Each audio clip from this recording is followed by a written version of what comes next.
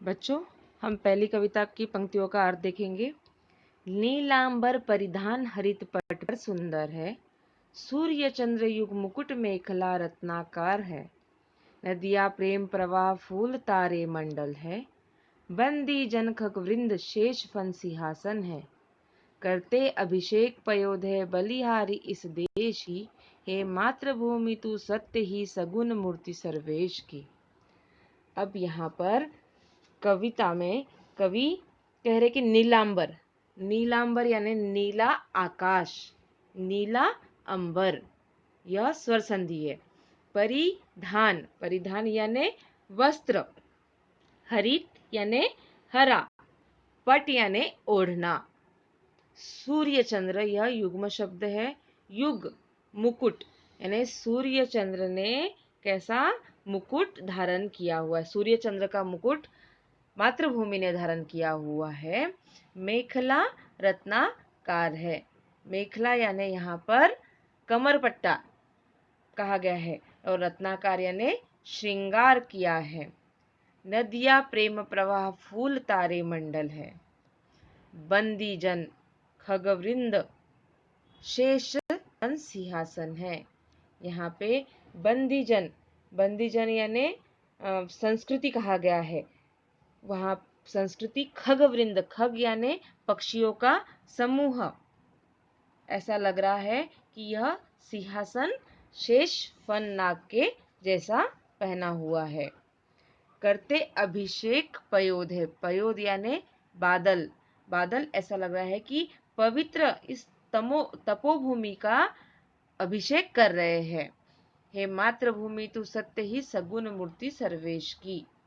सगुन, सर्वेश यानी ईश्वर, सगुन यानी अच्छी, दुर्गुण यानी उसका विरुद्धार्थी, सत्य असत्य। अब हम देखेंगे अर्थ। यहाँ पर भारत माता की हरियाली के बारे में बताया गया है कि भारत माता के हरियाली से पूर्ण शरीर पर नीला अंबर, ऐसा लग रहा है मानो उन्होंने नीला अंबर वस्त्र धारण किया है। सूर्य और चंद्रमा भारत माता के मुकुट के समान है, शोभायमान है, और सागर माता की करधनी के समान है। रत्नाकार यानी यहाँ पर सागर, समुद्र। यहाँ की सदा नीरा नदियाँ जल के रूप में सदा प्रेम प्रवाहित करती रहती है। अलग अलग सुंदर पुष्प माँ का सौंदर्य बढ़ाते हैं। जिस प्रकार राजाओं के दरबार में जो संस्कृति के अनुसार गान होते थे, नृत्य होता था, उसी प्रकार मानो लगता है कि विभिन्न प्रकार के पक्षी अपने कलरव से भारत माता का यशोगान गा रहे हैं। हमारी मातृभूमि शेषनाग के फन रूपी सिंहासन पर विराजमान है, और बादल जल बरसाकर माता का अभिषेक कर रहे हैं। कवि कहते कि इस देश की मैं बलिहारी जाऊं, बलिहारी यानी बार बार उसके गुण गाऊं, उस पर अपना सब कुछ न्यौछावर कर दूं, ऐसा कवि को लग रहा है। हे मेरी मातृभूमि, तू वास्तव में सर्वशक्तिमान ईश्वर का प्रतिरूप है।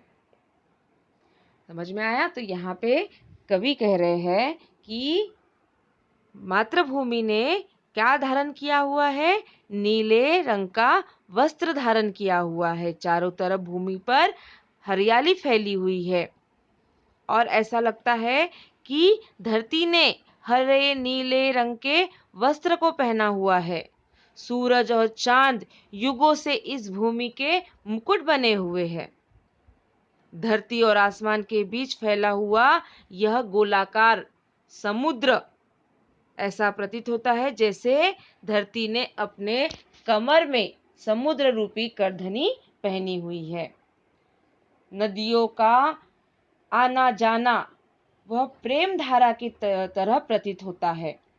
चारों तरफ फूल खिले हुए हैं, आसमान में तारे दिख रहे हैं, और गगन में जो पक्षियों के समूह है वह अपने कलरव से ऐसा लग रहा है मानो धरती माता का गीत गा रहे, यशोगान गा रहे हैं। बादल अपने जल से जिस देश का अभिषेक करता है, उस भारत पर अपना सब कुछ न्यौछावर करने के लिए कवि हमेशा तैयार है। कवि कहते हैं कि उनकी मातृभूमि हर गुण से संपन्न है और वह परमेश्वर का साकार रूप है। समझ में आया बच्चों?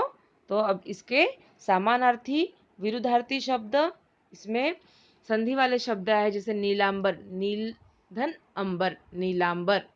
तो यह कौन सी संधि है? स्वर संधि।